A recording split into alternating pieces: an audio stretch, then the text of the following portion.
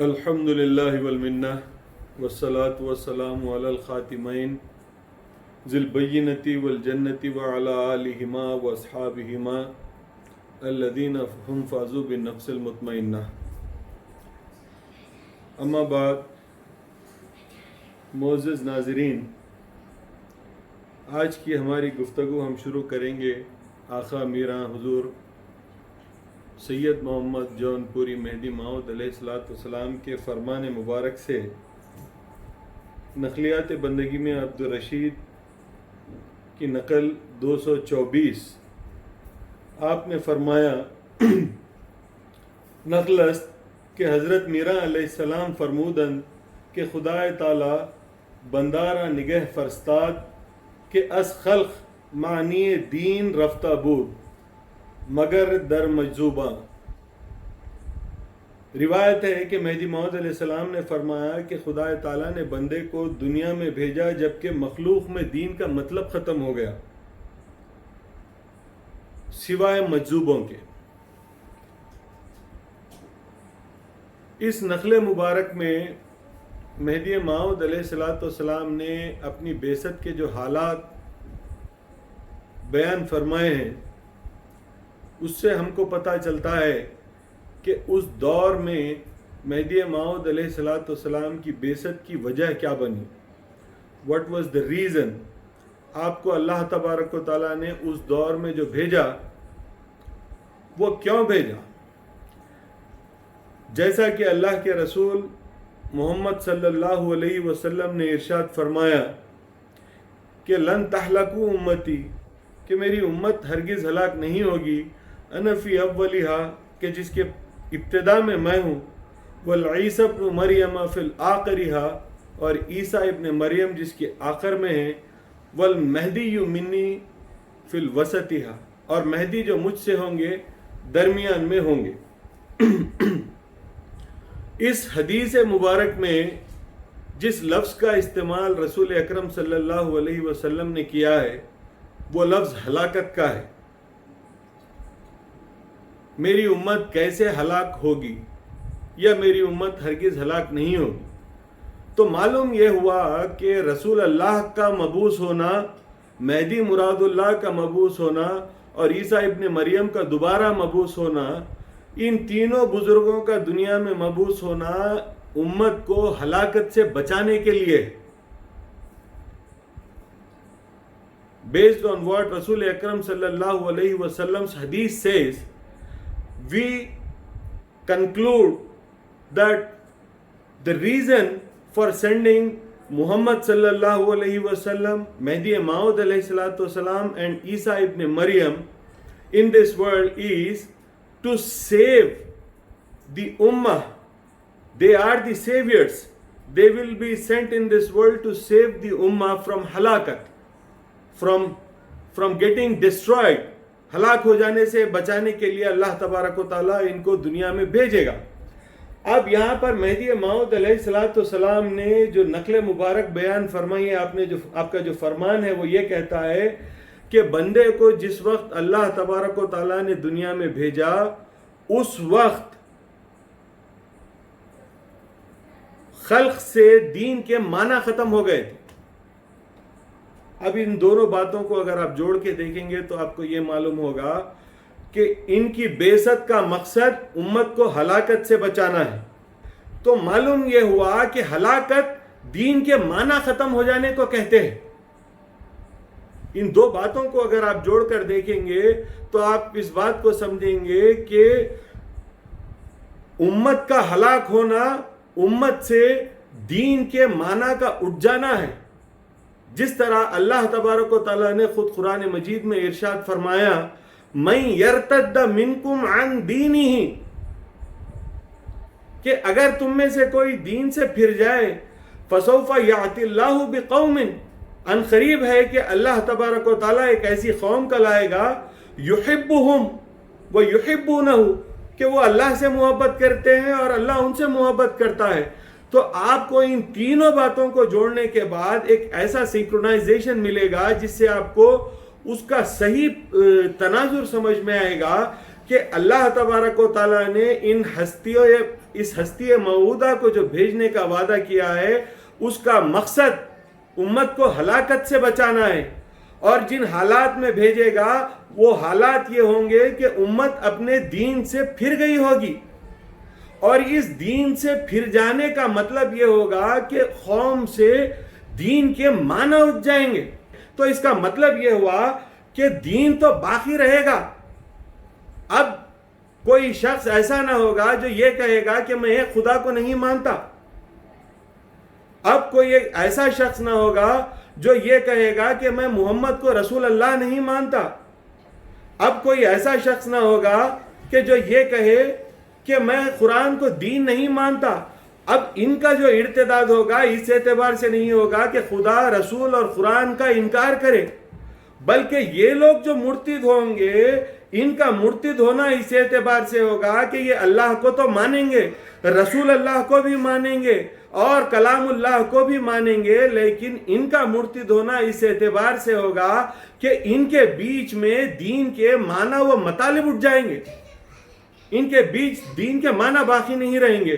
تو دین سے ان کے معنی اٹھ جانے کا مطلب ان کا ارتداد کر جانا ہے، اور جب قوم ارتداد کر جاتی ہے تو اللہ تبارک و تعالیٰ یا تو اس کو ہلاک کر دیتا ہے، یا تو پھر اس کے احیاء کے لیے اپنی طرف سے کوئی خلیفۃ اللہ کو بھیجتا ہے، جس طرح کہ اللہ تبارک و تعالیٰ نے قوم اسلام پر تین خلیفۃ اللہ کو مقرر کیا، جس کے ابتدا میں صاحب شریعت، صاحب کلام، نبی خلیفۃ اللہ محمد صلی اللہ علیہ وسلم کو اللہ تبارک و تعالیٰ نے قوم کا دین کا بانی بنا کر بھیجا۔ پھر اس کے بعد آخر میں قوم کو بچانے کے لیے ایک صاحب شریعت، صاحب کتاب، نبی اللہ خلیفۃ اللہ کو اللہ تبارک و تعالیٰ نے اس دین کو، اس قوم کو بچانے کے لیے ہلاکت سے مامور کیا کہ وہ دوبارہ اس دنیا میں تشریف لائیں گے۔ اور ان دونوں کے بیچ چونکہ فاصلہ اتنا طویل ہے کہ بیچ کا جو طویل عرصہ گزرے گا، عین ممکن ہے کہ اس میں لوگ اپنے رہبر، اپنے ہادی، اپنے مخبر سے دوری کے سبب اپنے دین سے دور ہو جائیں اور پھر ہلاکت کے حالات پیدا ہو جائیں۔ تو اللہ تبارک و تعالیٰ نے اس بات کا انتظام کیا کہ وسط میں مہدی جو نبی اللہ تو نہیں ہوں گے، صاحب شریعت تو نہیں ہوں گے، لیکن مقام خلیفۃ اللہ رکھیں گے تاکہ وہ آئیں اور لوگوں کو ہلاکت سے بچا سکیں۔ لوگوں کو ہلاکت سے بچانے کے لیے اللہ تبارک و تعالیٰ نے تین خلیفۃ اللہ کو اس قوم پر مامور کیا کہ وہ آئیں اور دنیا میں اس قوم کو بچائیں۔ معلوم یہ ہوا کہ محمد کے بعد مہدی خلیفۃ اللہ آئیں گے تو کوئی نئی شریعت لے کر نہیں آئیں گے، عیسیٰ خلیفۃ اللہ، نبی اللہ آئیں گے بھی تو کوئی نئی شریعت لے کر نہیں آئیں گے، بلکہ شریعت محمد صلی اللہ علیہ وسلم ہی کے تابع رہیں گے۔ شریعت محمد صلی اللہ علیہ وسلم ہی کے تابع رہیں گے۔ تو معلوم یہ ہوا کہ قرآن اللہ تبارک و تعالیٰ کا آخری اور کامل کلام ہے۔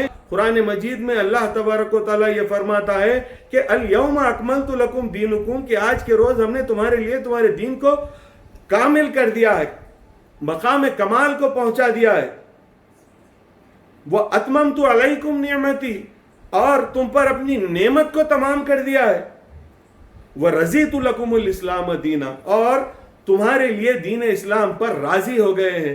تو اس کا مطلب یہ ہوا کہ یہ دین اسلام اللہ تبارک و تعالیٰ نے ہمارے لیے مستقل کر دیا، اس کو ایک نعمت کاملہ کی حیثیت سے ہم کو دے دیا، اور اس کو دینے کے بعد اللہ یہ فرماتا ہے کہ ساری نعمتیں ہم نے تمام کر دی۔ وَأَتْمَمْتُ عَلَيْكُمْ نِعْمَتِي، ہم نے اپنی نعمت کو تمام کر دیا۔ اللہ تبارک و تعالیٰ کی جو نعمت ہو سکتی ہے وہ سب سے بڑی نعمت اس دنیا میں انسان کے لیے دین اسلام اور قرآن سے بڑھ کے کوئی دوسری بات نہیں ہو سکتی، اور یہی قرآن ہے جس پر محمد صلی اللہ علیہ وسلم مامور ہیں بحیثیت نبی اللہ، اللہ سے حاصل کر کے امت تک پہنچانے کے لیے۔ اسی دین اسلام پر مہدی موعود علیہ السلام مامور ہیں کہ اس دین میں قرآن مجید کا بیان کر کے لوگوں تک پہنچائے، اور اللہ تبارک و تعالیٰ کی بارگاہ میں اس کی لقاء اور دیدار کا راستہ بتائیں۔ مہدی موعود علیہ السلام اس کام پر مامور ہیں. اور پھر آخر میں عیسیٰ ابن مریم آئیں گے تو وہ اس دین کا احیاء اس اعتبار سے کریں گے کہ محمد کی لائی ہوئی شریعت اور ولایت اور مظہر ولایت مہدی موعود علیہ السلام کے بتائے ہوئے راستے ہی پر اس قوم کا احیاء کریں گے. اپنی طرف سے کوئی نئی بات نہیں لائیں گے, نئی شریعت نہیں لائیں گے. اس طرح آپ نے جانا کہ یہ تینوں بزرگ جو دنیا میں تشریف لائیں گے, ان کا مقصد دین اسلام ہی کی تشہیر اور تعمیم ہے. All three of them are instructed and ordered by Allah subhanahu wa ta'ala to work on Quran as deen and Islam as deen and Muslims as their community. Now it is their duty to work the way Allah subhanahu wa ta'ala has ordered them to work, and they will work accordingly. Rasul Akram sallallahu alayhi wa sallam was appointed as the messenger of Allah who will receive the message, that is Quran, from Allah subhanahu wa ta'ala and transfer it to the people living in this world. And this is how Rasul Akram sallallahu alayhi wa sallam will convey the message of Allah, by giving Quran in their hands and giving them the example of his life as the instructor. The examples, the sunnah of his life is supposed to facilitate the implementation of Quran in the lives of Muslims. So this is how Rasul Akram sallallahu alayhi wa sallam has served the purpose of Allah subhanahu wa ta'ala. And then Isa ibn Maryam will come just before Qiyamah, the doomsday, the last day of this world. Isa ibn Maryam will come before that in the end, in order to revive this community, in order to revive this religion, in order to revive Islam and Muslims. And he, despite being a messenger of Allah, despite being a Khalifatullah, despite being a man who possesses a shariat of himself, a man who brought to this world a book of God for himself, that is Injil, despite being a messenger, despite being a messenger who is appointed to propagate Bible, that is Injil, to the world, now when he returns to this world after Muhammad sallallahu alayhi wasallam and after the message of Quran, now when he comes again, he is not going to bring in his older version of religion, which is Christianity or Bible. Instead, when he comes, he will follow the newer religion which was brought by Muhammad sallallahu alayhi wasallam, and he is going to live according to the religion Islam, according to Quran, not according to Injil.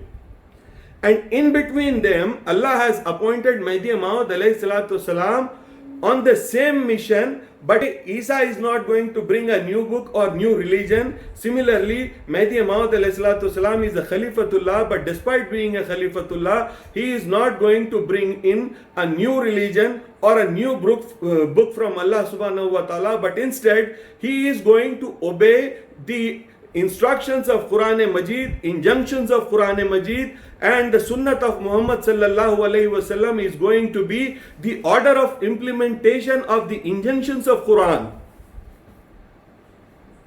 And Mahdi Maud alayhi salatu wasalam has another task, which is that he is going to reveal the hidden meanings of Quran Majid to the world in such a way that people will start knowing the meaning of very existence of human and this entire universe. They will learn how to reach Allah subhanahu wa ta'ala. They will learn how to please Allah subhanahu wa ta'ala. And they will learn how to seek Allah tabarak wa ta'ala's vision. And they will finally, by the grace of Allah, attain and achieve the vision of Allah subhanahu wa ta'ala, to which we call Didar Khuda. This is the mission and this is the vision of Mahdi Maud alayhi salatu wasalam. And during the circumstances which he was sent to the world, what we know from that, Mahdi Maud alayhi salatu wasalam says, आगे एक नकल नकलियात बंदगी में अब्दुल रशीद की एक और नकल मैं आपके सामने बयान करना चाहता हूँ. आपने फरमाया, नीस फरमाया कि बंदे को अल्लाह ने ऐसे वक्त दुनिया में भेजा और ऐसे वक्त बंदे की महदियत का ऐलान किया जबकि दुनिया के वो तमाम लोग जो दीन इस्लाम के इत्तिबा के दावेदार हैं, रस्म, आदत اور بدعت میں مشغول ہو چکے ہیں، اور دین اسلام کی حقیقت، اس کا اصل مقصود ان میں باقی نہیں رہا، مگر ہے تو صرف مجذوبوں میں. مہدی موعود علیہ الصلوۃ والسلام said, Allah Tabarak wa Ta'ala has sent me in this world at the time where all the Muslims were indulged in traditions, habits and bid'at, new work in religion. And the deen Islam and its reality was remaining only among the Sufis to a little extent. کسی حد تک صرف تھوڑا سا مذہبوں میں باقی رہ گیا تھا.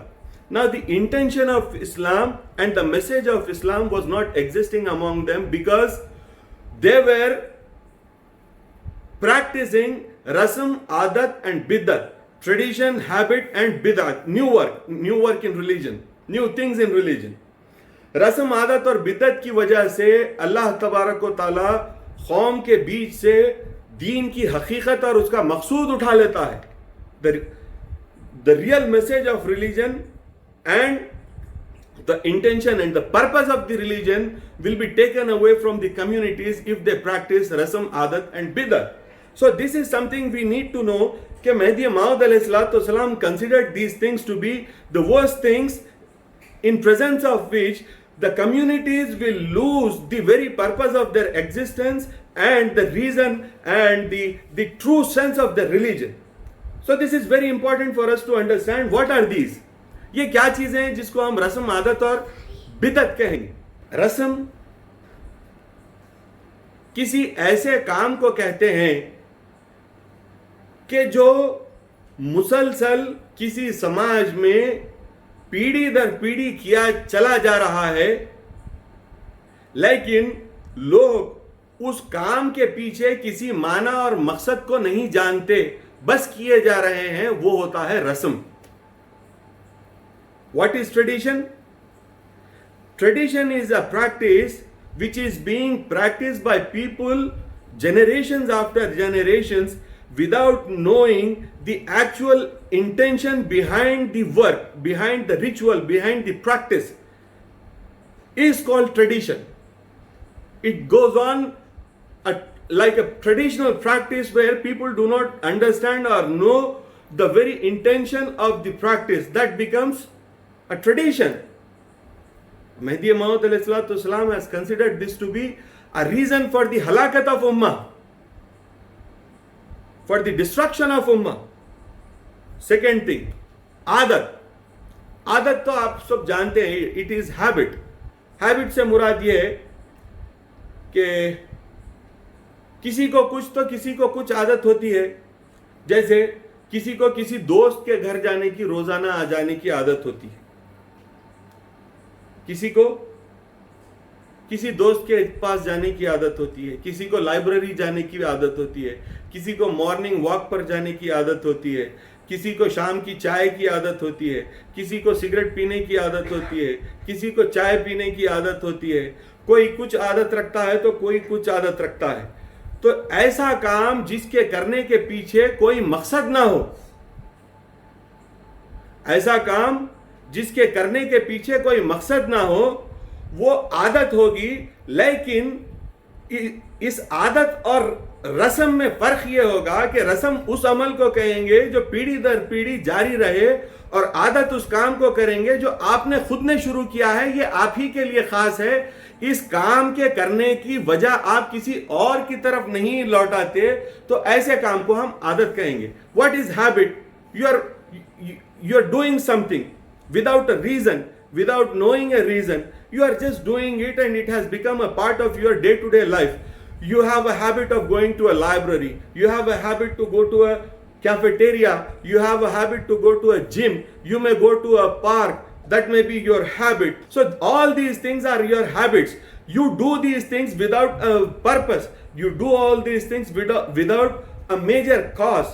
You have started doing this and very slowly it has become a part of your life, and now you do not have a reason for this work, but yet you keep on doing it because it has become a part of your day-to-day life. And if you don't do it on a day, you will miss that habit, you will miss that practice, you will miss that action. So this has become a habit for you. Now what is the difference between this habit and tradition? They both are same. The difference is that both the actions are done illogically, but the difference between them is tradition is a work which is being carried by through generations by people, one after the other generations associate this action to their predecessors, to the earlier generations. They do this because their elders used to do this, so that becomes rasam.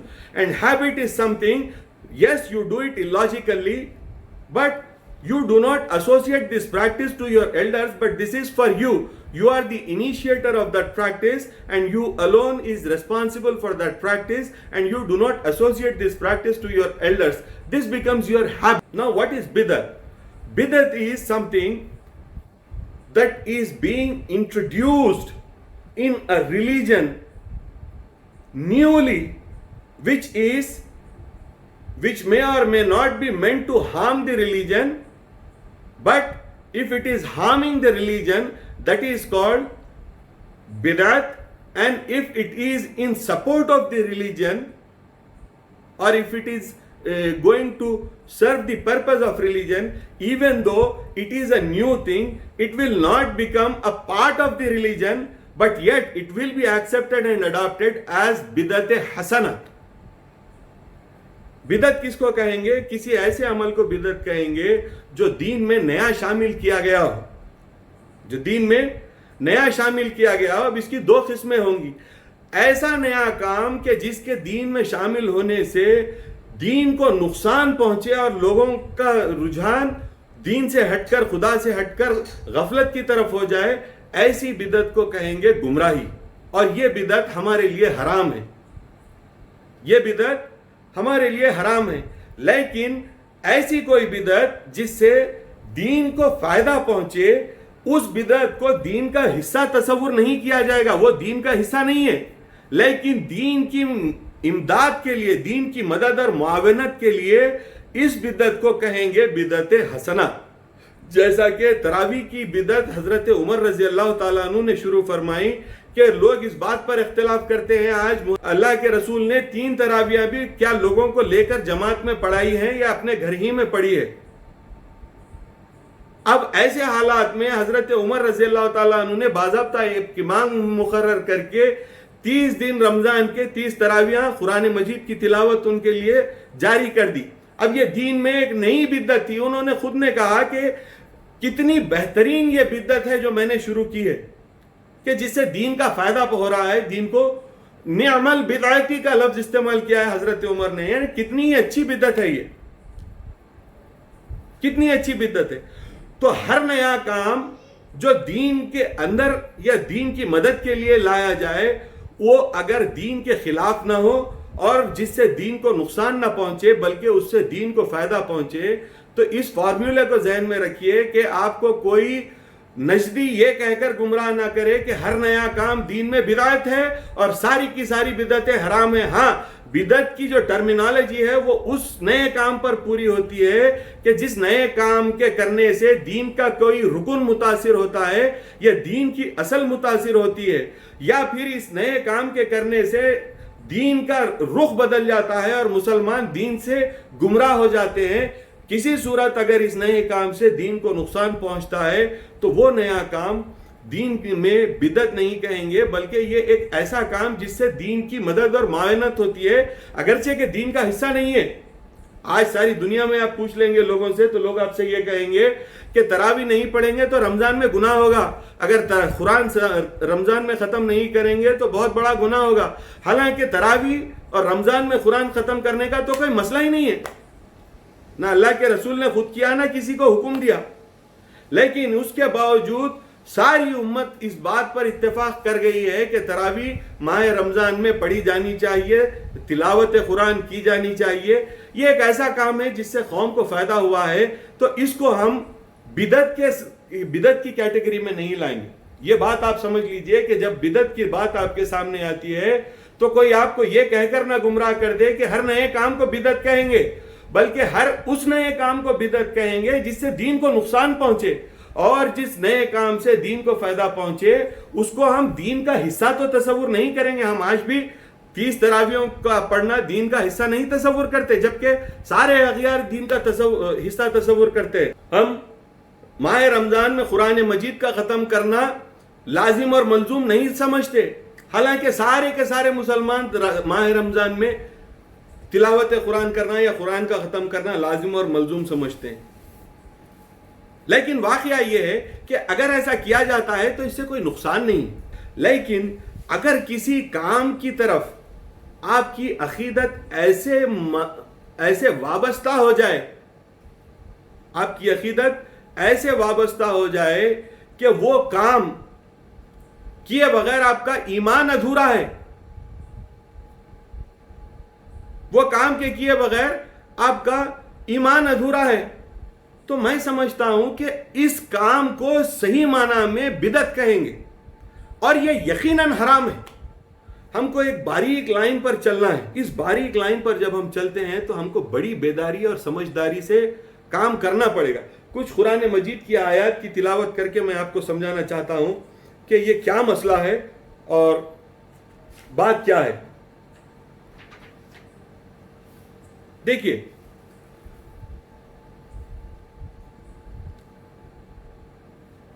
مہدی موعود علیہ السلام سے لوگوں نے پوچھا چاروں کتابوں کو ایک جملے میں بیان کر دیں. امامنا نے فرمایا چاروں کا میسج لا الہ الا اللہ ہے. یہ ایک معجزانہ جواب تھا جو آپ نے دیا کہ توریت، زبور، انجیل اور قرآن چاروں کے چاروں مذاہب کا مقصد صرف اور صرف خدا تعالیٰ کی توحید، ان چاروں کا مقصد ہے. لا الہ الا اللہ. موسیٰ کلیم اللہ، اس دور میں رسول اللہ جو تھے وہ موسیٰ تھے، لہٰذا موسیٰ اس دور کے جو ہے نبی اللہ بنے اور اللہ تبارک و تعالیٰ کے خلیفہ بنے. عیسیٰ کا دور آیا، لا الہ الا اللہ میسج تھا، اور اس میسج کو لانے کی وجہ سے عیسیٰ روح اللہ بنے. اس میسج کو لانے کی وجہ سے عیسیٰ روح اللہ بنے. محمد رسول اللہ صلی اللہ علیہ وسلم جب دنیا میں آئے تو آپ نے جو میسج لایا وہ تھا لا الہ الا اللہ. آپ چونکہ میسج لائے اس وجہ سے آپ محمد رسول اللہ بنے. داؤد میسج لائے اس وجہ سے وہ بھی رسول اللہ بنے. تو اس کا مطلب یہ ہوا کہ نبی بدلتے گئے، خلیفے بدلتے گئے، لیکن دین کی اصل ایک ہی ہے، وہ ہے لا الہ الا اللہ. دین کی اصل جو ہے وہ ہے لا الہ الا اللہ. چنانچہ اللہ تبارک و تعالیٰ قرآن مجید میں ارشاد فرماتا ہے سورہ اسراء میں کہ سنت من قد ارسلنا قبلک من رسلنا. یہ سنت ہے کن کی؟ سنت من، یہ ان لوگوں کی سنت ہے قد ارسلنا قبلک من رسلنا، کہ تحقیق کے جن کو ہم نے نازل کیا، جن رسولوں کو ہم نے نازل کیا تم سے پہلے. تو اللہ تبارک و تعالیٰ رسول اکرم صلی اللہ علیہ وسلم کو یہ فرما رہا ہے کہ ہم نے دنیا میں جو یہ دین تم کو دے کر بھیجا ہے، در حقیقت یہ دین جو ہے تم سے پہلے جو بھیجے گئے رسول تھے ہماری طرف سے، یہ انہی کی سنت ہے. یہ جو دین ہے یہ دین انہی کی سنت ہے. آگے فرماتا ہے وَلَا تَجِدُوا لِسُنَّتِهَا تَحْوِيلًا، اور تم ہرگز اس سنت میں تبدیلی کو نہ پاؤ گے. وَلَا تَجِدُوا لِسُنَّتِنَا تَحْوِيلًا، اور ہماری اس سنت میں تم کوئی تبدیلی نہیں پاؤ گے. تو اللہ تبارک و تعالیٰ یہ ارشاد فرما رہا ہے کہ اسلام جو دین ہے یہ دین بھی کوئی نیا دین نہیں ہے، بلکہ اللہ تبارک و تعالیٰ نے اپنی سنت کو لازم، جاری اور ساری رکھا. آدم آئے بھی تو لا الہ الا اللہ لے کے آئے اور وہی دین تھا. موسیٰ آئے، ابراہیم آئے، اسماعیل آئے، اسحاق آئے، موسیٰ آئے، داؤد آئے، عیسیٰ آئے، محمد آئے، مہدی آئے، اور پھر عیسیٰ آئیں گے. یہ سارے کے سارے آئے ہیں. تو یہ سارے کے سارے کے آنے کا مطلب یہ ہے کہ اللہ تبارک و تعالیٰ کے ان کو بھیجنے کی سنت ایک ہی ہے، اور ان کا مقصد توحید کو قائم کرنا ہے.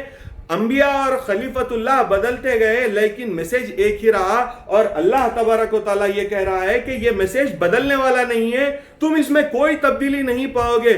قرآن وہی ہے جو توریت تھی، قرآن وہی ہے جو انجیل تھی، قرآن وہی ہے جو زبور تھی، اور قرآن مجید ہی وہ کتاب ہے جو قیامت تک جاری رہنے والی ہے۔ اس کے بعد بھی کوئی نیا دین آنے والا نہیں ہے۔ اس اعتبار سے دین میں کسی نئی بات کو شامل کرنا بدعت ہوگا، اور یہ بدعت کرنا گناہ عظیم ہوگا۔ دین میں کسی نئی بات کی گنجائش نہیں ہے، یہ دین ازل سے چلا آ رہا ہے۔ ایسا نہیں ہے کہ مسلمان ہیں آپ تو آپ کا یہ ترہ امتیازی ہے کہ یہ آپ ہی کو ملا ہے، بلکہ آدم سے لے کر ہم تک اور ہم سے لے کر قیامت تک دین وہی تھا، وہی ہے اور وہی رہنے والا ہے، لا الہ الا اللہ۔ چونکہ ہم محمد کی امت ہیں، ہمارے لیے محمد الرسول اللہ کہنے کے علاوہ محمد سے لے کر آدم تک جتنے انبیاء اور مرسلین آئے، ان سارے کے سارے انبیاء اور مرسلین کی نبوت، رسالت اور ان کی خلافت کو ہم پر محترم جاننا ہمارے لیے ہمارے دین اور ایمان کا حصہ ہے، اور مہدی موعود علیہ السلام کو بحیثیت خلیفۃ اللہ قبول کرنا ہمارے ایمان کا حصہ ہے، اور عیسیٰ ابن مریم جو قیامت کے سے پہلے آئیں گے ان کو بھی ہم بحیثیت خلیفۃ اللہ قبول کرنا، ان کی معاونت کرنا اور دین کے کاموں میں ان کی مدد کرنا، یہ ہمارے ایمان کا بنیادی حصہ ہے۔ تو آپ نے جانا کہ اللہ نے اپنی سنت کو کبھی نہیں بدلا، شروع سے ہی یہی آ رہی ہے سنت، یہ سنت ازل سے جا رہی ہے اور اس کا دین بدلا نہیں ہے، وہ دین وہی ہے۔ پھر اللہ تبارک و تعالیٰ سورہ نساء کی 125ویں آیت میں کہتا ہے وَمَنْ أَحْسَنَ دِينًا مِّمَّنْ أَسْلَمَ وَجْهَهُ لِلَّهِ وَهُوَ مُحْسِنٌ وَاتَّبَعَ مِلَّةَ إِبْرَاهِيمَ حَنِيفًا وَاتَّخَذَ اللَّهَ إِبْرَاهِيمَ خَلِيلًا، اور کس کا دین اس سے بہتر ہے؟ وَمَنْ أَحْسَنَ دِينًا، کس کا دین اس سے بہتر ہوگا؟ أَسْلَمَ وَجْهَهُ لِلَّهِ، جس نے اپنا چہرہ اللہ کے لیے جھکا دیا، وَهُوَ مُحْسِنٌ، اور وہ نیکوکار ہے، وہ نیک بخت ہے، وَاتَّبَعَ مِلَّةَ إِبْرَاهِيمَ، اور اس نے ایک کے ہو رہنے والے ابراہیم کی اتباع کی۔ تو آپ نے جانا کہ اللہ تبارک و تعالیٰ نے بارہا قرآن مجید میں رسول اکرم صلی اللہ علیہ وسلم کو حکم دیا وَاتَّبِعْ مِلَّةَ إِبْرَاهِيمَ حَنِيفًا، آپ اتباع کریں دین ابراہیم کی جو ایک کے ہو رہنے والے تھے، ایک خدا کے ہو رہنے والے تھے۔ تو معلوم یہ ہوا کہ اصل بنیاد میں اللہ تبارک و تعالیٰ کا میسیج توحید ہے، نفی شرک ہے۔ انبیاء بدلتے گئے، خلیفۃ اللہ بدلتے گئے، رسول بدلتے گئے، لیکن ان کا میسیج جو تھا وہ ایک ہی تھا، لا الہ الا اللہ۔ آج ہمارے پاس جو دین پہنچا ہے، یہ دین بھی، اس کا بھی مقصد لا الہ الا اللہ ہی ہے، اور ہمارا نسب العین یہی ہے کہ ہم اس توحید ہی کی تبلیغ کریں۔ آج ہماری ساری عقیدتیں اور محبتیں مختلف سمت میں بٹی ہوئی ہیں، جبکہ ہمارا اصل کام یہ ہے کہ ہم اپنی عقیدت، ہم اپنی توجہ کو پوری کی پوری جمع کر کے we have to collect ourselves and our all resources and faculties to ensure that all our energy and faculties are utilized to appease and please Allah subhanahu wa ta'ala in whichever way we can. If we can do this, then that means we have served the commitment that we have committed towards our religion, and that commitment is none other than believe in one God, and the work we have to do is supposed to be to prove that really we believe in one God and our focus is not distracted. Now what we are doing in our life is we have so many other reasons to be a religious person except for being the reason which was supposed to be for being a religious person. You want to be a religious person because you want all the goods in your life. You want to be a religious person because you want yourself to be happy in your life. You want to be religious in your life because you want divine help in your worldly lives, worldly affairs. You want to be a religious person because religion should serve the purpose of your worldly life. آپ کو دین دنیا جینے کے لیے، مدد کرنے کے لیے آپ کو دین چاہیے، لیکن واقعہ یہ ہے کہ اس دین کو اختیار کرنے کا صرف ایک ہی مقصد ہے، ایک ہی وجہ سے کسی کو، انسان کو مسلمان ہونا ہے یا دیندار ہونا ہے، اور اس کی وہ وجہ ہے اللہ کو خوش کرنا ہے، اس کی توحید کو قائم کرنا ہے، اس کی محبت کو قائم کرنا ہے. یہی اصل ہے، یہی ہر چیز ہے. اللہ کی محبت کے مقابلے میں نہ رسول کی محبت، نہ مہدی کی محبت، نہ بیوی بچوں کی محبت، نہ کسی اور چیز کی محبت. اللہ کی محبت پر کسی قسم کی کوئی دوسری محبت اگر غالب آ جائے تو وہ آپ کے لیے شرک خفی ہوگا. آپ کی محبت تو اللہ ہی کے لیے ہونی چاہیے. محمد سے محبت بھی اللہ کے لیے، مہدی سے محبت بھی اللہ کے لیے. اصل محبت اللہ کے لیے ہوتی ہے، کسی اور وجہ سے نہیں.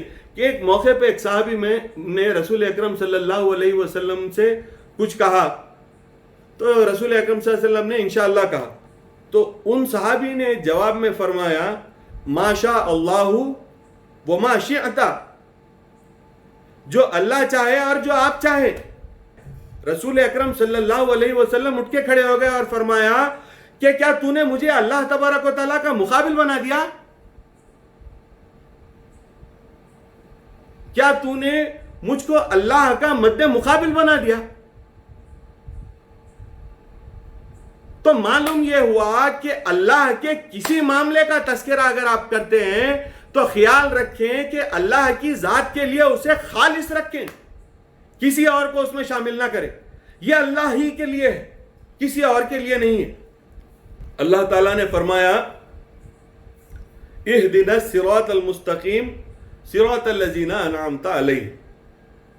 اس کے بعد ایک اور آیت قرآن مجید تبارک و تعالیٰ ارشاد فرماتا ہے، سورہ لقمان کی 21ویں آیت ہے وَإِذَا قِيلَ لَهُمُ اتَّبِعُوا مَا أَنزَلَ اللَّهُ، جب ان سے یہ کہا جاتا ہے کہ تم اتباع کرو جو نازل کیا گیا ہے یعنی قرآن مجید. قالوا، کہتے ہیں بل نتبع ما وجدنا علیہ آباءنا، کہتے ہیں کہ بلکہ ہم تو اس کی اتباع کریں گے جو ہم پہچانتے ہیں اپنے آبا کی طرف سے. یہ مشرکین کی بات تھی کہ جب ان کو قرآن مجید کی اتباع کرنے کا حکم دیا گیا تو انہوں نے کہا نہیں بھائی، ہم تو اپنے باپ دادا سے جو سیکھے ہیں اسی کی اتباع کریں گے، ہم جو ہے تمہارے میسج کو نہیں لیں گے. وہ کہہ رہے ہیں ہم تمہارے میسج کو نہیں لیں گے. اب انہوں نے جو کہنا تھا کہہ دیا، اللہ نے جو کہنا تھا کہہ دیا. اب پھر اللہ نے اپنا فیصلہ سنایا اور اللہ فرماتا ہے اولو کان الشیطان یدعوہم الی عذاب السعیر،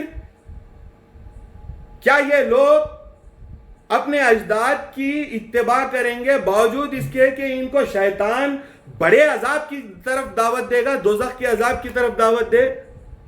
تو معلوم یہ ہوا کہ اجداد کے راستے پر چلنا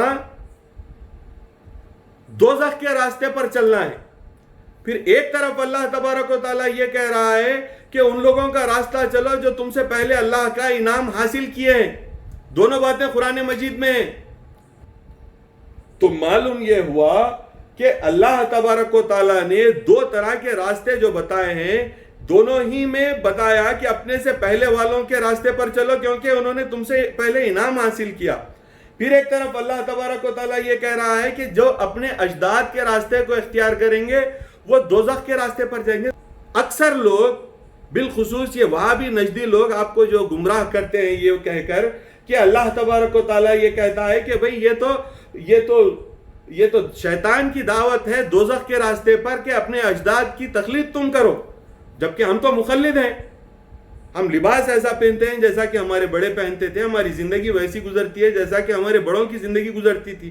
اب ہم صحیح ہیں یا یہ صحیح ہے؟ ہم اپنی تائید میں وہ آیت پیش کرتے ہیں انعمت علیہم، اور وہ اپنی تائید میں اس طرح کی آیات کو پیش کرتے ہیں جس میں کہا گیا ہے کہ اپنے اجداد کی اتباع کرو گے تو دوزخ کے راستے پر جاؤ گے. میرے مرشد حضرت پیر و مرشد مولانا سید فضل اللہ حافظ صاحب قبلہ رحمۃ اللہ علیہ نے اپنی کتاب میں باہر والوں کے جواب کے طور پر ایک بات بڑی اچھی کہی تھی. ایک صاحب نے اعتراضاً سوال کیا تھا اسی طرح کی آیات کو پیش کر کے کہ بھائی باپ دادا کے تعلق سے تو یہ کہا گیا ہے کہ ان کی تقلید کریں گے تو دوزخ میں جائیں گے، اور آپ لوگ اپنے باپ دادا کی تقلید کرتے ہیں. تو ان کے جواب میں میرے مرشد نے جو بات کہی تھی میں وہ بات آج آپ لوگوں سے عرض کرنا چاہتا ہوں. وہ یہ ہے کہ ہمارا مقصد انعمت علیہم ہے، ہمارا راستہ انعمت علیہم ہے، جیسا اللہ تبارک و تعالیٰ نے بتا دیا کہ وہ لوگ جو ہم سے پہلے اللہ کا انعام حاصل کرے ہیں ہم انہی کے راستے پر چلیں گے. قرآن مجید کی ان دو مختلف آیات میں اللہ تبارک و تعالیٰ کا جو مخاطب ہے وہاں پر اللہ تبارک و تعالیٰ نے کفار اور مشرکین کو مخاطب کر کے یہ کہا کہ تم اپنے اجداد جو کافر اور مشرک تھے ان کی اتباع اور ان کی تقلید کرو گے تو تم جہنم کے راستے پر جاؤ گے. اور اللہ تبارک و تعالیٰ نے جب مومنوں سے مخاطب ہو کر کہا کہ صراط الذین انعمت علیہم اہدنا الصراط المستقیم کا جب تذکرہ آیا تو اللہ نے مومنوں کو کہا صراط مستقیم کا راستہ کوئی دوسرا راستہ نہیں ہے بلکہ انعمت علیہم کا ہی راستہ ہے جسے صراط المستقیم کہا جاتا ہے. اللہ تبارک و تعالیٰ نے دودھ اور پانی کو الگ کر دیا, سفید اور کالے کو الگ کر دیا, حق اور باطل کو الگ کر دیا, یہ کہہ کر کہ وہ جن کو وہ بات کہی گئی تھی ان کے اجداد کافر اور مشرک تھے اور ہمارے اجداد خدا بین بزرگ ہیں, کافر اور مشرک نہیں تھے. انہوں نے خدا تعالیٰ کو دیکھ کر اس کا سجدہ کیا, اس کی عبادت کی. لہذا ہم پر تقلید فرض ہے قرآن کے حکم سے, اور جو لوگ اپنے باپ دادا کو کافر اور مشرک سمجھتے ہیں ان لوگوں کو چاہیے کہ وہ قرآن مجید کی طرف رجوع کریں. جو اپنے باپ دادا کو گمراہ سمجھتا ہے, کافر اور مشرک سمجھتا ہے, جس طرح کے ابو سفیان کے باپ دادا تھے, جس طرح کے عمر کے باپ دادا تھے, جس طرح کے ابو جہل کے باپ دادا تھے, اسی طرح کے اگر تیرے بھی باپ دادا ہیں تو تیرے لیے ضروری ہے کہ تو ان کی روش سے باز آ, ورنہ ان کا راستہ جہنم کا راستہ ہے. ہمارے اجداد, ہمارے بزرگ, ہمارے بڑے, ہمارے باپ دادا تو یہ وہ لوگ تھے جنہوں نے پل صراط کے راستے کو ہمارے لیے آسان کر دیا کہ ان کے پیچھے ہم چلتے جائیں گے تو ہمارے قدم ادھر ادھر نہ بہکیں گے, ہم جو ہے پل صراط سے نہ گریں گے. دنیا میں جو جیئیں گے تو صراط مستقیم پر چلیں گے اور پل صراط پر سے اس طرح چلے جائیں گے کہ جس طرح ایک پھول تلوار پر سے گزر جائے تو وہ کٹتا نہیں ہے, اس طرح ہم پل صراط سے بھی گزر جائیں گے اور اللہ تبارک و تعالیٰ کی لقاء کو حاصل کریں گے. ہمارے پاس کے اجداد کی تقلید کرنا ہمارے لیے فرض ہے, اور تمہارے باپ دادا اگر تم کافر اور مشرک تھے سمجھتے ہو تو یقیناً ان کا راستہ چھوڑ کر تمہیں کلام اللہ کی طرف رجوع کرنا چاہیے, اور یہی راستہ نجات کا راستہ ہے, یہی راستہ نجات کا راستہ ہے. آپ نے کانسیپٹ تقلید اور غیر تقلید کا سمجھ لیا. اب رسم عادت اور بدعت کو اس میں امپلیمنٹ کریں گے تو کیسے کریں گے؟ میرے ایک بہت عزیز دوست تھے, ینگ ایج میں امریکہ چلے گئے تھے. ان کی شادی یہاں پر حیدرآباد میں طے ہو گئی.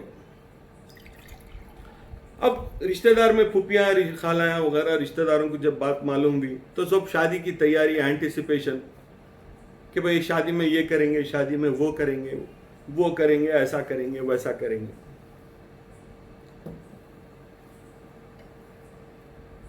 ایک ان کی پھوپھی غالباً یا ان کی کوئی بزرگ عورت جن کے سامنے انہوں نے ذکر کیا کہ بھئی میں دینی طریقے سے, شرعی طریقے سے شادی کرنا چاہتا ہوں, میری شادی میں کوئی گھوڑا باجا نہیں ہوگا, کوئی آرکیسٹرا نہیں ہوگا, میں سادگی سے شادی کرنا چاہتا ہوں.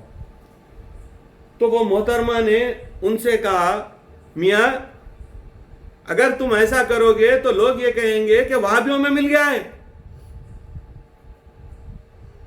اگر تم ایسا کرو گے تو لوگ کہیں گے کہ وہابیوں میں مل گیا ہے. وہ بیچارہ پریشان ہو کر مجھے فون کیا, بولا مرشد تم یہ بات بولو کہ اگر شادی میں شرعی طریقے سے کروں گا تو میں وہابی ہو جاؤں گا. میں نے کہا دیا ماؤد علیہ السلام نے ان آنکھوں میں خاک پڑنے کی بدعا کی ہے جن آنکھوں کو شریعت محمدی کا پاس نہ ہو. مہدویت سے بڑھ کر شریعت محمدی کا پاسدار کوئی دوسرا مذہب نہیں ہو سکتا. ہمارا کام رسم کو ختم کرنا ہے. مہدی موعود رسم کو ختم کرنے کے لیے آئے تھے.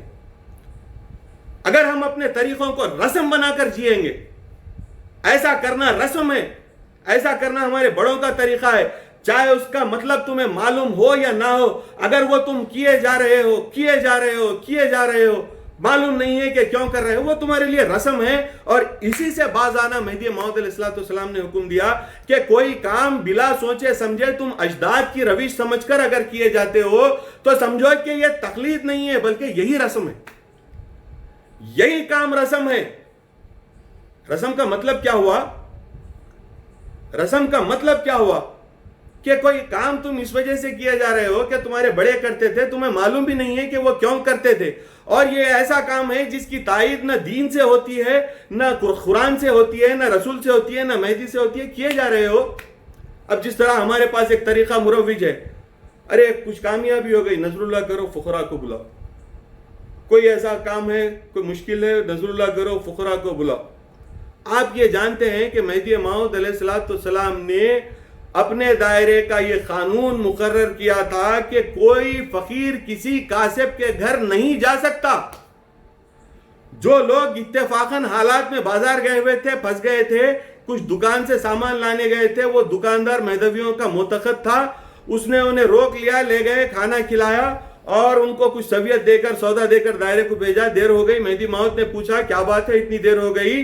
تو مہدی موعود علیہ السلام کو انہوں نے کہا یہ معاملہ ہوا. تو آقا نے فرمایا جاؤ اور اس کو بلا کے لاؤ. اور وہ واپس جب آیا تو اس سے مہدی موعود نے کہا کہ اگر تم نے یہ سمجھا ہے کہ ان فقیروں کو گھر لے جا کر کھلا کر تم نے اپنی آخرت کا کوئی سودا کیا ہے, تو ہاں تم نے اپنی آخرت کا سودا اس طرح کیا کہ تمہارے سر پر ان فقیروں کی فقیری خراب کرنے کا الزام اور بوجھ ہے. اللہ تبارک و تعالیٰ ان کی فقیری خراب کرنے کا کہ جرم کا جو ہے بدلہ تمہیں قیامت کے دن دے گا. آپ آج دیکھیے فقیری has become a profession. If you are unable to attain or achieve your livelihood from anywhere in the world, being a tarke dunya, it is easier for you and your family to survive in terms of your livelihood. Is this how you are supposed to do your tarke dunya? ترک دنیا کے لیے آپ یہ کہتے ہیں واسطے اللہ کے, واسطے طلب مدعائے مہدی موعود کے, میں نے دنیا ترک کی. طلب مدعا یعنی دیدار خداوندی کے لیے میں نے جو ہے دنیا ترک کی. آپ مجھے فرمائیں کہ کیا یہ وہ ترک دنیا ہے جو ترک دنیا آج ہم کر رہے ہیں؟ اور ان فقیروں کی فقیری برباد کرنے کا بوجھ آپ کاسبوں پر ہے کہ آپ ان فقیروں کو دائروں سے, مسجدوں سے بلا کر اپنی چوکھٹوں پر ان کی فقیری جو خراب کر رہے ہیں, آپ یہ کر رہے ہیں. اس وجہ سے وہ مسجدوں میں آ کر دنیا ترک کر کے بیٹھے ہوئے ہیں. آج فقیر ہونا ایک پروفیشن ہو گیا ہے. کوئی آ گیا تو ارے آ گیا نیا ریکروٹ ہے. ارے مہدی موعود کے دین کو تم نے رسم بنا دیا. مہدی موعود کے دین کو تم نے رسم بنا دیا. میرے دادا حضرت علامۃ الاثر اسد العلماء حضرت مولانا ابو سعید سید محمود اور مرشد میاں صاحب قبلہ رحمۃ اللہ علیہ نے ایک مضمون میں انتخاب جانشین کے تعلق سے بھی جو تفصیل لکھی ہے وہ یہ ہے کہ جانشین جو تمہارا ہو وہ تمہارا سب سے بہترین بیٹا ہو. میرے ایک تایا اونچا سنتے تھے, بڑے اچھے شاعر تھے, بڑے دیندار آدمی تھے. سید اسد اللہ عطا تخلص تھا ان کا, مرحوم کا. وہ اونچا سنتے تھے. میرے دادا کے ایک بھائی نے انہیں مشورہ دیا کہ بھئی یہ کم سنتا ہے, اسے فقیر کر دو. اور میاں جو میرے والد بزرگوار تھے وہ بڑے ڈائنامک اور جو ہے باصلاحیت بچے تھے, تو انہوں نے مشورہ دیا کہ یہ بچہ ڈاکٹر بن سکتا ہے, ہم اس کو ڈاکٹر بنا سکتے ہیں. اسد کو بٹھا دو اور میاں کو جو ہے دوسرے کام پہ جو ہے ہم باہر بھیج سکتے ہیں. تو میرے دادا مرشد میاں صاحب قبلہ رحمۃ اللہ علیہ نے فرمایا کہ خدا تعالیٰ کی راہ میں اگر دینا ہے تو میں اپنی اولاد میں سب سے قابل جو میرا بیٹا ہے اسی بیٹے کو اللہ کی راہ میں دوں گا. اس وجہ سے میں نے میاں کو فقیر بنانے اور جانشین کرنے کا فیصلہ کیا ہے. تو یہ طریقہ تھا. آج فقیری, مرشدی, جانشینی سب کے سب a way of life رسم بن گئے. This is not a way of life, it has a vision, it has a goal to be achieved in your life. If you are a Mahdavi, if you believe in Allah, if you believe in Rasulullah, and if you believe in Mahdi Muradullah, Mahdi Maud has given a vision for you to live in this world as a Mahdavi, and that vision is none other than seeking Allah Tabarak wa Ta'ala's Deedar and propagating this vision to the world that yes, indeed it is true, you can achieve, you can attain Deedar Khuda, it is possible for you. Look at me, how I am living. I am a faqir, I am a mutawakkil, I have done uzlat, I have done tarke dunya, I do zikr Khuda around the clock, I live in daira, I do not starve if I don't eat. Around the clock I am focused towards Allah subhanahu wa ta'ala to seek his didar. This is the vision, this is the motto, this is the aim and ambition of being a fakir. Instead of this job, it has become a way of life which is none other than rasm. مہدی موعود کو اللہ نے رسم ختم کرنے کے لیے بھیجا تھا اور آپ نے دین مہدی کو ہی رسم بنا دیا.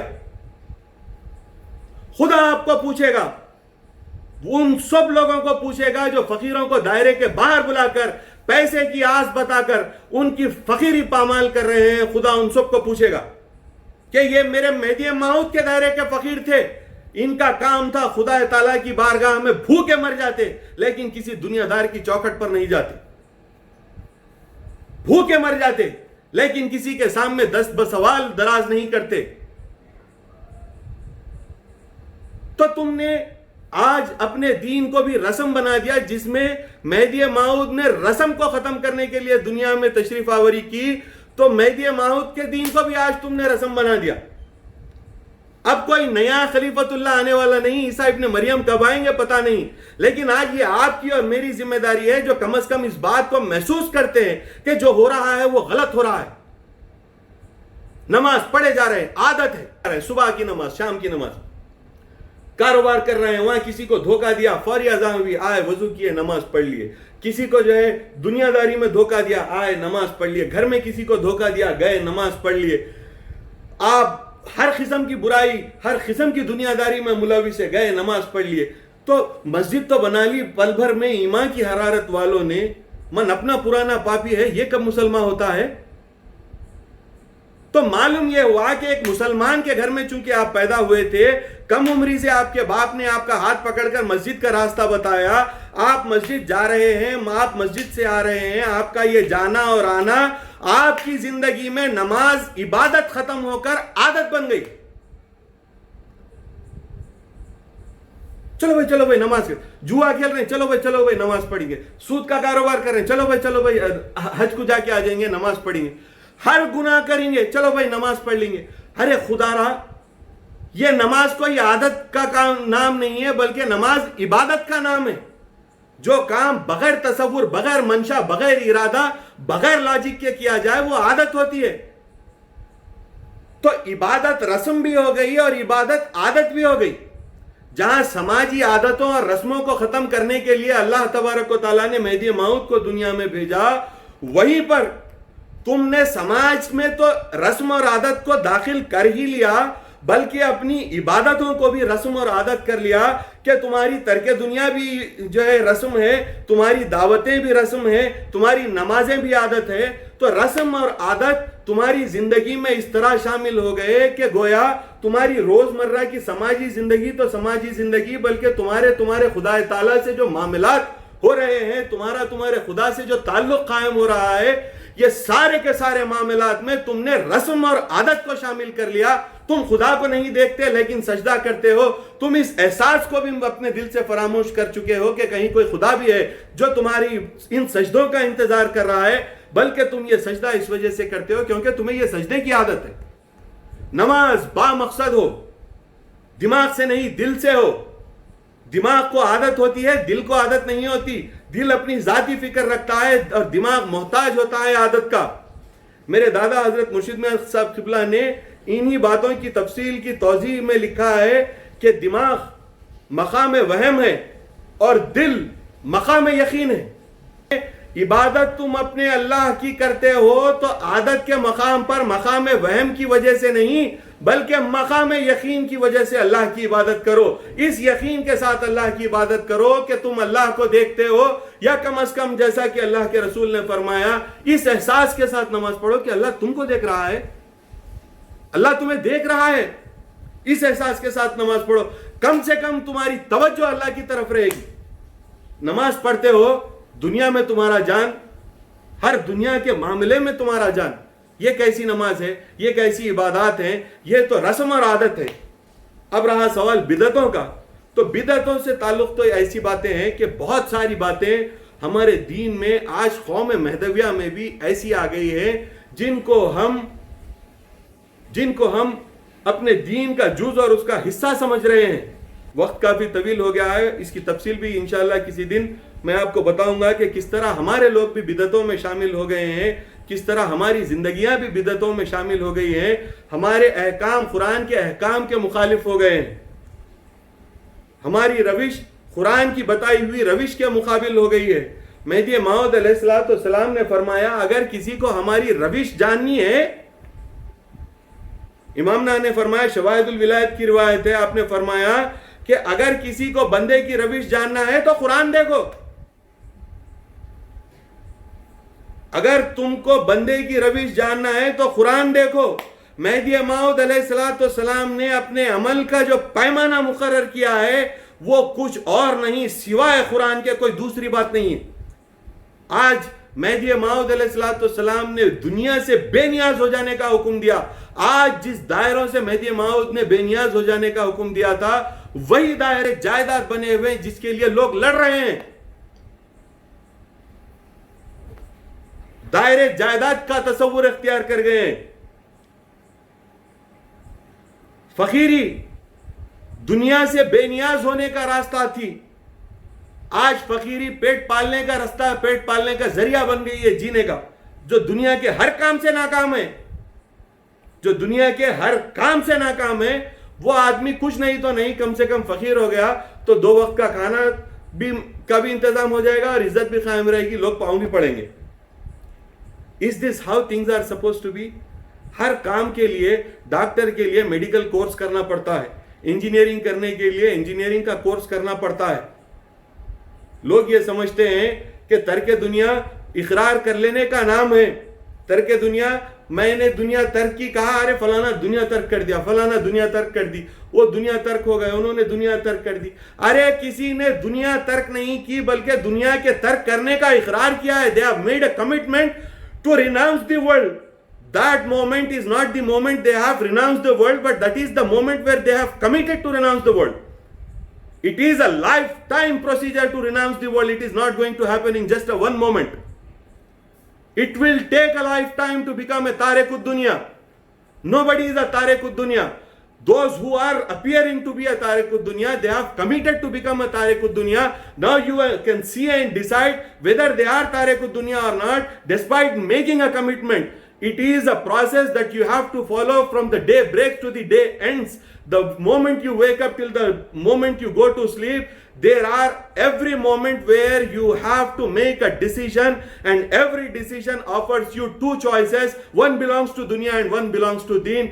And if you go on choosing the decision that is for deen, then you become Tariqud Dunya for that particular moment. Nobody is going to become a Tariqud Dunya at once for entire life. But every decision is required to be a Tariqud Dunya in that particular moment. اس لمحے کا فیصلہ آپ کو تارک یا کاسب بناتا ہے۔ کاسب تو چھوڑ دیجئے، کاسب ہونا ایک الگ مسئلہ ہے، یا تو تارک دنیا ہوگا یا تو دنیا دار ہوگا، یا دنیا والا ہوگا یا دین والا ہوگا۔ ہر لمحہ ہر معاملے میں آپ کے سامنے 2 فیصلے آئیں گے۔ اگر آپ نے دین کا انتخاب کیا تو آپ تارک دنیا ہوئے اور بادین ہوئے، اور اگر آپ دنیا کا انتخاب کیے تو آپ دنیا دار ہوئے، بے دین ہوئے۔ تو آپ کو صبح سے شام تک فیصلہ کرنا پڑتا ہے۔ تو ہمارے دین میں رسم عادت اور بدعت جس طرح ماضی میں جمع ہو گئے تھے، اسی طرح آج ہمارے دین میں بھی رسم عادت اور بدعت اس قدر عام ہو گئے ہیں کہ لوگوں کی عقیدت ایسی چیزوں سے وابستہ ہو گئی ہے جن کی دین میں کوئی حقیقت نہیں ہے، جن کی دین میں کوئی حقیقت نہیں ہے۔ ایسا کوئی معاملہ جو قرآن مجید کے خلاف ہو وہ مہدویت نہیں ہو سکتا، چاہے وہ کوئی میرے باپ کہے یا میرے دادا کہے۔ اگر قرآن مجید کے خلاف ہے تو وہ دین نہیں ہو سکتا۔ میرے آقا امام نا نے فرمایا ہے، امام نا نے فرمایا اگر کسی کو بندے کی روش جاننا ہو تو قرآن دیکھو، اگر کسی تک بندے کی کوئی بات پہنچے تو اسے قرآن پر پیش کر کے دیکھو، مطابق بالقرآن پاؤ تو سمجھنا کہ بندے سے تھی، ورنہ اگر قرآن کے مخالف پاؤ تو سمجھنا کہ وہ بات بندے سے نہیں تھی، یا پھر سننے والا اس وقت موجود نہیں تھا کہ اس نے غلط سمجھا اور تم تک غلط پہنچایا ہے۔ تو دین کی حقانیت، دین کی سچائی، دین کی آتھینٹسٹی کا جو گیج ہو سکتا ہے، جو سرٹیفیکیشن ہو سکتا ہے، وہ قرآن ہے۔ جو چیز قرآن کے مطابق ہے وہ دین ہے، جو چیز قرآن کے مطابق نہیں ہے وہ دین نہیں ہو سکتا. کسی نقل، کسی حدیث کے ذریعے سے کوئی مسئلہ لا کر اگر تم پیش کرو اور وہ قرآن مجید کے خلاف ہے تو وہ بدعت ہے. چاہے متفق علیہ حدیث لے آؤ، چاہے متفق علیہ نقل لے آؤ، اگر وہ 100 نقلیں 100 احادیث کسی ایک مسئلے کے اوپر استدلال کرتی ہوں، انہیں لے کر آؤ، ایک قرآن مجید کے مخالف اگر اس کو پاؤ گے تو خیال یہ رکھو کہ قرآن مجید قائم ہے اور یہ ساری کی ساری رد ہیں، دین میں اضافہ ہے، بدعت قطعی ہیں، گناہ ہیں، ان کو اختیار نہیں کیا جا سکتا. قرآن کسوٹی ہے دین کی، جو چیز قرآن کے مطابق ہے وہ آپ کی ہے. اگر چاہے وہ کسی نقل یا حدیث میں نہ پائی جاتی ہو، لیکن اگر آپ کے سماج میں کوئی ایسا عمل جاری ہے جس کی مطابقت قرآن کی کسی آیت سے اگر ہوتی ہے تو ساری کی ساری حدیث کی کتابیں، ساری کی ساری نقلیات کی کتابوں کو پیچھے ڈال دو، وہ سماجی کام کو لے کر آگے بڑھو، وہ تمہارے لیے عبادت ہے، کیونکہ اس کا ثبوت، اس کی تائید قرآن مجید کے ذریعے سے ہوتی ہے. قرآن جس بات پر دال ہے وہی دین ہے، اور جو چیز قرآن کے مخالف ہے وہ بے دینی ہے، گمراہی ہے. آج ضرورت ایک ریفارم کی ہے، ایک ایسے ریفارم کی ہے کہ جس طرح مہدی موعود علیہ السلام کی بعثت جس دور میں ہوئی، شاہ نعمت رضی اللہ تعالیٰ عنہ روایت کرتے ہیں اور فرمایا کہ ایک بزرگ نے کہا کہ یہ دور ایسا دور ہے، جس دور میں مہدی موعود کی بعثت ہوئی وہ دور ایسا دور ہے کہ جس دور میں براہمنوں کے محلے میں کوئی قصائی گائے کاٹ کر اپنے سر پر ٹوکرا لے کر پکارتا پھرے بیچنے کے لیے کہ کیا کوئی گائے کا گوشت لیتا ہے. یہ ایسا دور ہے جس میں دین کا لوگوں کو بتانا براہمن کے گلی میں گائے کا گوشت بیچنے کے برابر ہے. وہ ویسا دور تھا. آج اگر ہم اپنے حالات پر غور کریں تو دوبارہ ویسا ہی دور واپس پلٹ کر آ گیا کہ کوئی قرآن کی بات نہیں کر سکتا، لوگ جھپٹتے ہیں اس پر. غیر ضروری تقلید کا حوالہ دے کر. تقلید کا مطلب یہ نہیں ہے کہ تم راستے پر چلتے ہو. آپ کے سامنے مثال دیتا ہوں. ہم کاچی گوڑے میں چپل بازار میں جس مقام پر ہمارا گھر تھا اس سے کچھ فاصلے پر وومنس کالج کا بس اسٹینڈ تھا. وہاں پر بہت زیادہ میڈیکل گورنمنٹ کا آفس تھا، تو وہاں پہ بہت زیادہ بندر تھے. تو بندروں کی عادت ہم نے جو دیکھی وہ ایسی ہے کہ 10 بندر اگر ایک دیوار پر چل رہے ہیں، ایک طرف ان کو جانا ہے، آگے والا بندر اگر دیوار پر ایک ہاتھ رکھ کے ادھر کیا ہے اگر دیکھ کر چلا جائے تو پیچھے آنے والے پورے کے پورے 9 بندروں کی یہ دینی، ایمانی، اقتصادی، سماجی ذمہ داری ہو جاتی ہے کہ وہاں پر ہاتھ رکھ کر جھانک کر دیکھ کر ہی جائے گا کہ وہاں پر نیچے کیا ہے.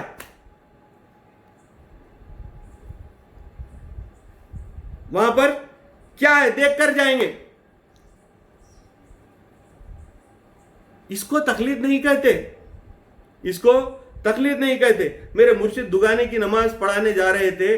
ایک مرتبہ 1 سال ایسا ہوا کہ پیر ان کا کچا تھا، چپل اگر کچی تھی تو ان کا پیر اگر جو ہے مسجد میں داخل ہونے سے پہلے پھسل گیا، ان کا جھوک نکلا. تو پھر اب دوبارہ جتنی مرتبہ میں مسجد میں جاؤں گا، مسجد میں جانے سے پہلے ایک مرتبہ جھوک نکال کر لڑکھڑا کر مسجد میں داخل ہوں گا. کیا اسے تقلید کہیں گے؟ کیا یہ تقلید ہے؟ ایک بڑا اچھا واقعہ میرے والد بزرگوار کا آپ کے سامنے عرض کرنا چاہتا ہوں. میرے دادا حضرت مرشد میاں صاحب قبلہ کا ہاتھ ٹوٹ گیا تھا. ان کو ہاتھ میں جو ہے بڑی تکلیف تھی. ضعیفی کے زمانے میں ان کو ہاتھ میں جو ہے مار لگا تھا، تو ان کو ہاتھ میں تکلیف ہوتی تھی. یہ واقعہ مجھے سنایا میرے مرشد، میرے استاد، میرے دادا حضرت سید فضل اللہ حافظ صاحب قبلہ رحمۃ اللہ علیہ نے مجھے یہ واقعہ سنایا. میں بڑا متاثر اور محظوظ ہوا اس واقعے سے کہ ہمارے دادا کا جب ہاتھ ٹوٹا تو وہ نماز میں غیر محسوس طور پر، غیر ارادی طور پر ہاتھ رکھ کر یوں، وہ تھوڑا سا جب ان کو خون کا بہاؤ نیچے کی طرف ہوتا تھا تو ہڈی کا جہاں جوائنٹ تھا، جہاں پہ ان کو کریک تھا، وہاں پر بہت تکلیف ہوتی تھی. تو ہاتھ یوں تھوڑا سا یوں اٹھاتے تھے، یوں کرتے تھے. میرے والد میاں جو ہے 12 سال 13 سال 10 سال کچھ ان کی عمر تھی. اس زمانے میں کم عمری میں ان کی نظر وہ ہاتھ پر پڑی. اب انہوں نے اس کو جو ہے تقلید کا حصہ سمجھ کر اختیار کر لیا. وہ جب نماز پڑھتے تو یوں ہاتھ اٹھاتے, رکوع میں بیٹھتے تو. کم عمر معصوم بچہ. تو دادا, ہمارے دادا کے چھوٹے بھائی جو میرے استاد مرشد تھے حضرت فضل اللہ صاحب قبلہ نے دیکھا, دیکھ کر پوچھا, بابا تم یہ کیا کر رہے ہو نماز میں؟ تو میاں نے فرمایا, چچا یہ ابا جان کو میں نے ایسے کرتے دیکھا تھا, اس وجہ سے میں بھی ایسے ہی کرتا ہوں. ابا جان کو میں نے ایسے کرتے دیکھا تھا, اس وجہ سے میں بھی کرتا ہوں. تو پھر چچا نے اپنے بڑے بھائی سے بات کے سامنے بات کہی کہ یہ معاملہ ہے. تو پھر ہمارے دادا مرشد میاں صاحب قبلہ رحمۃ اللہ علیہ نے فرمایا کہ عام معاملات میں اگر کوئی بات تمہیں اپنے باپ کی اچھی معلوم ہو, جسے تمہاری عقل قبول کرے, تو تم ضرور اسے اختیار کرو. اور وہ سارے معاملات دینیہ جو اللہ کے دین کے طور پر, عبادت کے طور پر کیے جاتے ہیں, ان سارے کے سارے معاملات میں تم اپنے مرشد کی, اپنے باپ کی اطاعت کرو اور ان کی تقلید کرو. لیکن کسی ایسے عمل کی تقلید نہ کرو کہ جس کے عمل کے پیچھے کیا مطلب اور کیا مقصد ہے تم نہیں جانتے. تقلید جہالت نہیں, سمجھداری کا نام ہے.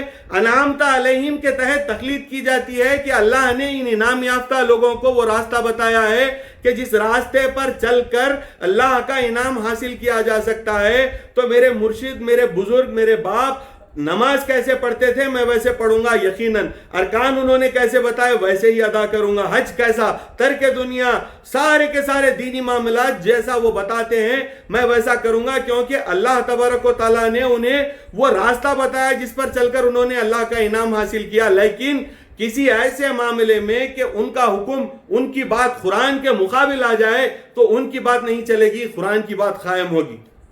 کوئی ایسا ان کا ذاتی زندگی کا معاملہ کہ جس معاملے میں انہوں نے کوئی کام کیا ہو اور اس کام کے کرنے کے پیچھے کیا وجہ تھی میں نہیں جانتا, تو ضروری نہیں ہے میرے لیے کہ میں اس کام کو اختیار کروں اس سے پہلے کہ میں ان سے پوچھ لوں کہ وہ کام کرنے کی کیا افادیت ہے اور وہ کام کرنے کا کیا فائدہ ہے. ہاں, اگر اس کام سے فائدہ ہوتا ہے تو یقیناً کرنا چاہیے.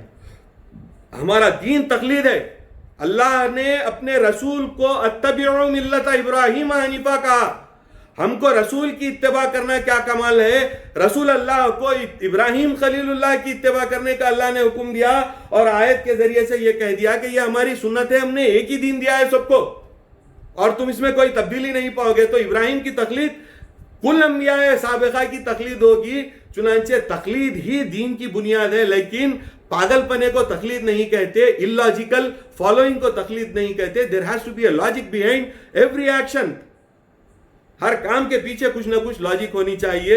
تو آخر میں اللہ تبارک و تعالیٰ سے یہ دعا کرتا ہوں کہ اللہ آپ کو, مجھ کو, ہم سب کو ہمت دے اس بات کی کہ اپنی زندگی کو قرآن کے مطابق کرنے کی ہم کوشش کریں. اگرچہ کہ سماج ہمارا دشمن ہو جائے, اگرچہ کہ لوگ ہمارے دشمن ہو جائیں, لیکن ہم کو چاہیے کہ ہم کلام اللہ کو بحیثیت دین ایک مرتبہ اور اپنی زندگی میں قائم کرنے کی کوشش کرے. اللہ آپ کی اور میری, ہم سب کی مدد کرے. وآخر الدعوانا ان الحمدللہ رب العالمین. ٹاپک ایسا تھا, ختم ہو سی میں جی السلام علیکم. یہ ٹاپک ایسا تھا اور آپ کا بیان ایسا تھا کہ جتنا سنتے جا رہے تھے لوگوں میں تشنا کی بڑھتی جا رہی تھی. ابھی بھی کئی لوگوں کا آپ دیکھیں گے چیٹ میں یہ ہے کہ اس کو اور جاری رکھیں یا رکھیں, بٹ وہاں بھی کافی لیٹ ہو گیا ہے. جی تو میں تمام پارٹیسپینٹ سے گزارش کرتا ہوں کہ بھائی جو کوشچنس اس ٹاپک کے بارے میں کیجیے, اور کئی کوشچن آج جو آئے which have been answered by پیر و مرشد in the earlier sessions, جیسا کہ جو ہے ترک دنیا کر کے ہم کیسی فیملی کی رسپانسبلٹی نبھا سکتے ہیں, اور جو ہے فقراء کو جو ہے جو دن دہاڑوں میں بلانے کا ہے. This has been already answered in the earlier sessions. تو میں آپ تمام سے گزارش کرتا ہوں کہ پرانے سیشن میں جا کے ریفر کریں. جہاں میں نے آنسر کیا ہے کہ پرانی سیشن میں آنسر کر دیا ہے, تو آپ پرانے سیشن سنیں, اس میں بالکل کلیئرلی جو ہے اس میں جو ہے آپ کو جواب مل جائے گا.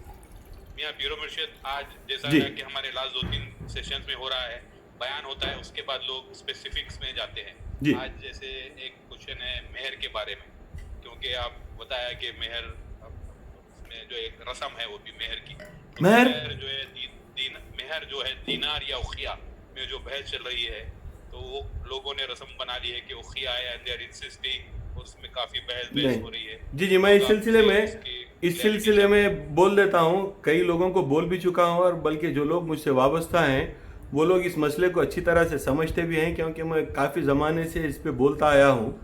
ہمارے پاس یہ طریقہ تھا کہ اوخیوں میں مہر بندھی جاتی تھی، اور وہ سنت رسول ہے، اور وہ اس میں کوئی بری بات نہیں. اگر کوئی بنتا ہے تو وہ کوئی رسم نہیں ہے، بلکہ یہ حق ہے. حضرت عمر اس میں کوئی تبدیلی لانا چاہتے تھے، عورتوں نے اختلاف کیا تو حضرت عمر کو اپنا فیصلہ واپس لینا پڑا، کیونکہ اللہ نے قرآن مجید میں ان کو حق دیا ہے مہر کا. وہ اپنی مہر مقرر کر سکتے ہیں جیسی چاہے جو چاہے.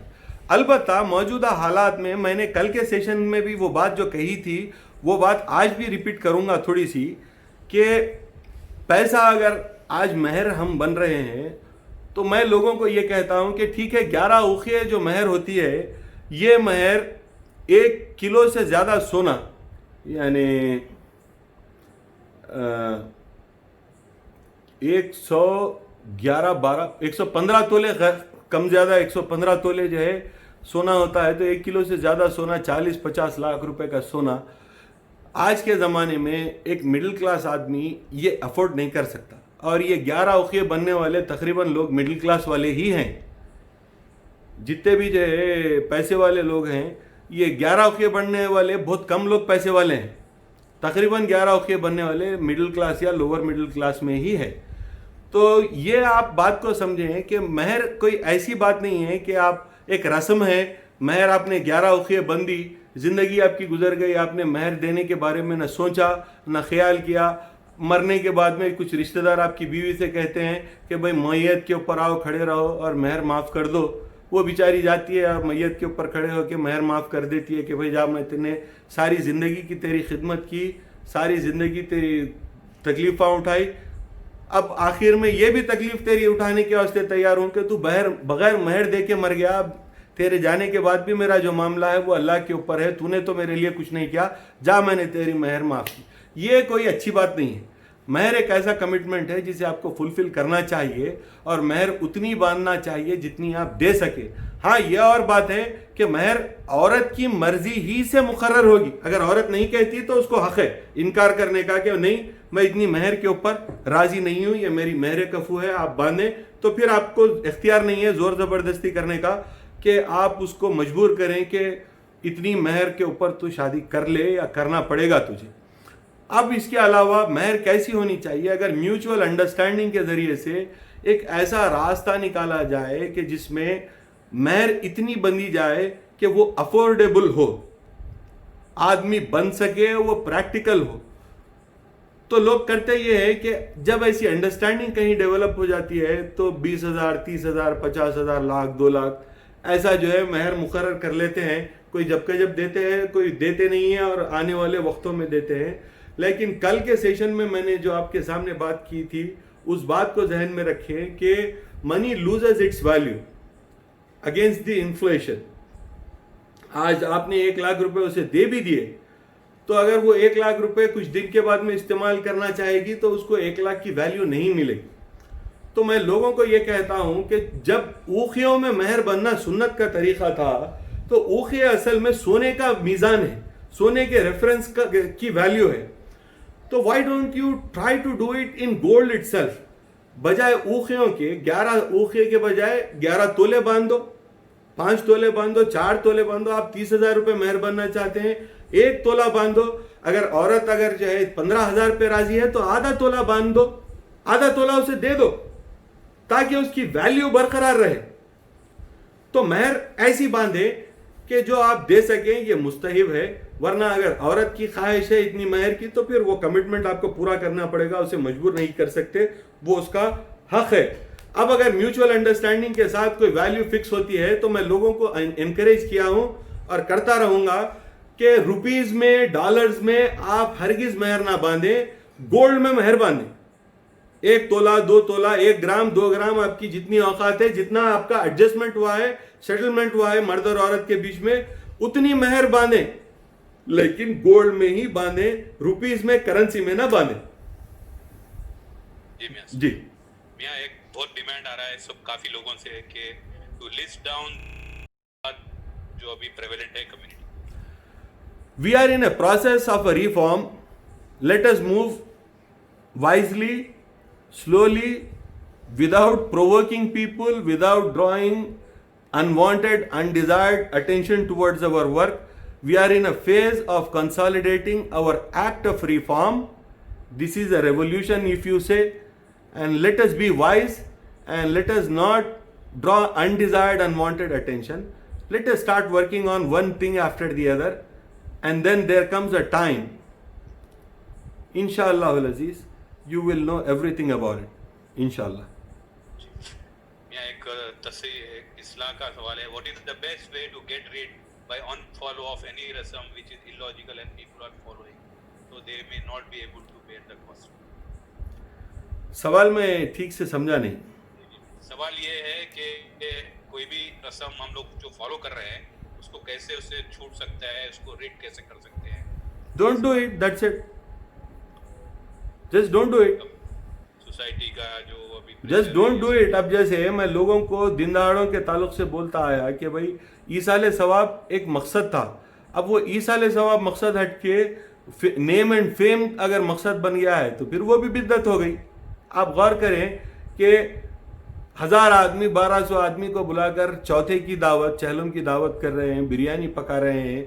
ऐसा मालूम हो रहा है कि मरने वाले का चहलम नहीं है बल्कि उसका वलीमा है. अब आके कुर्सी पे फूल पहन के बैठ जाएगा मुर्दा. ऐसा कोई ये इलॉजिकल बात है. मकसद ये है इसाले सवाब करना है. मुस्तहिक लोगों को कुछ आप कर सकते हैं कर दें.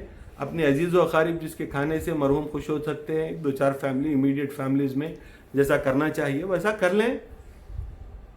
वो लॉजिकल बात है. ये इलॉजिकल दावत, रिश्तेदार आके एक एक महीना बैठ के वो बेचारे की जान के ऊपर खा के जाते हैं. जुमेरातों को भी ऐसा कर दिए आजकल तो कि वो भी है जो है एक बाज़ाब्ता 10वां 20वां जैसा है वैसा वो भी हो गया.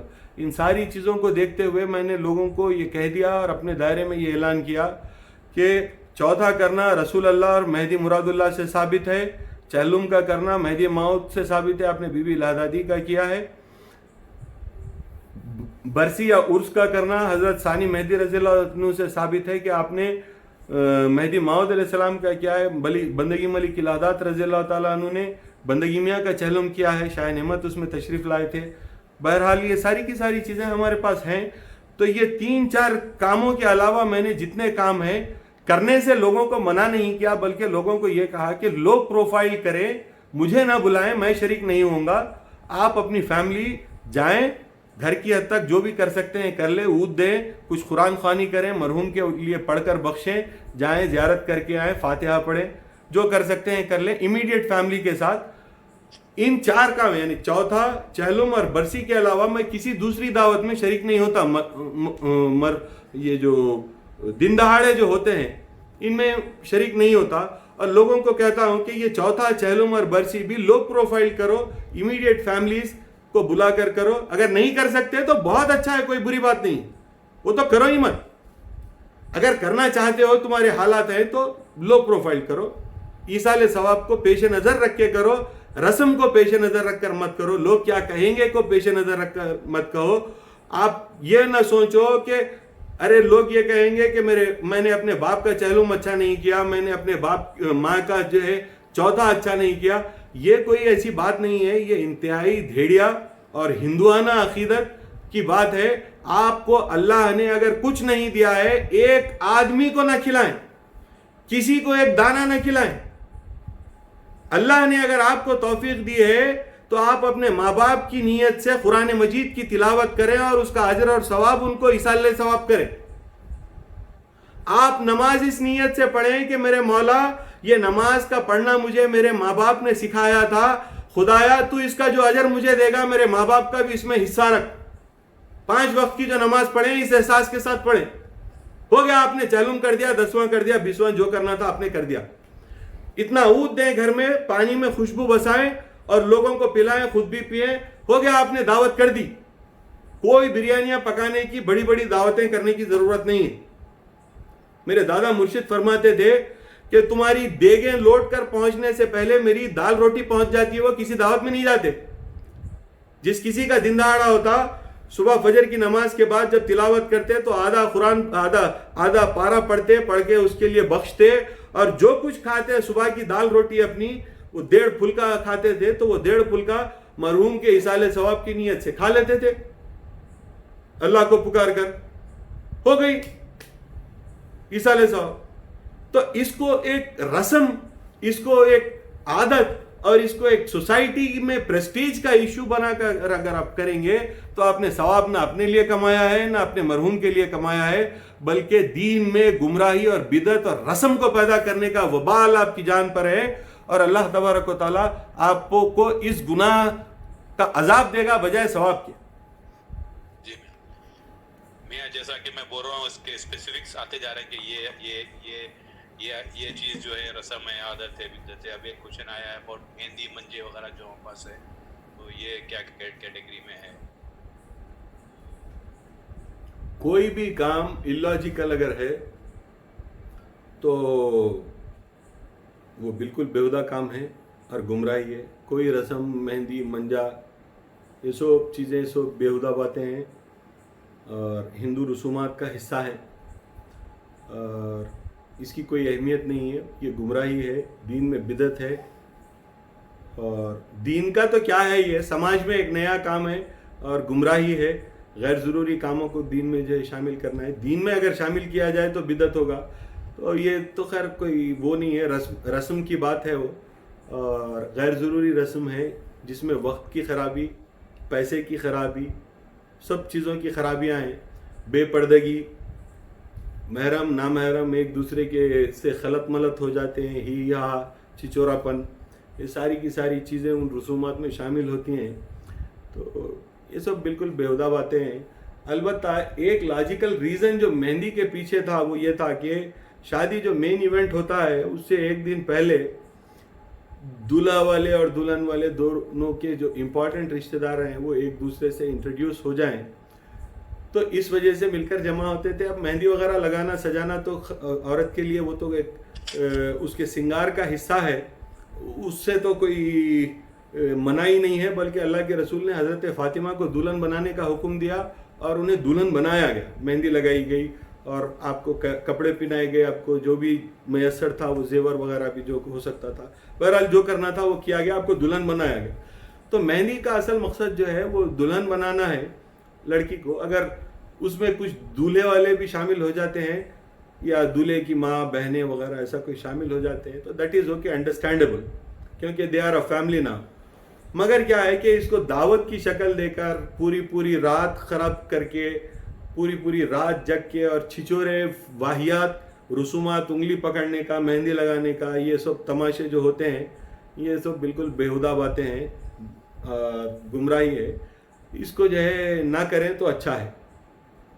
جی کیا آپ بولے کہ یہ جو دن دیہاڑے نہیں کرنا ہے, مرشد کو گھر پہ نہیں بلانا, تو ایک سوال آیا ہے. دیکھیے, نہیں کرنا ہے, نہیں بلانا ہے, نہیں بولا میں, جی میک اے کریکشن.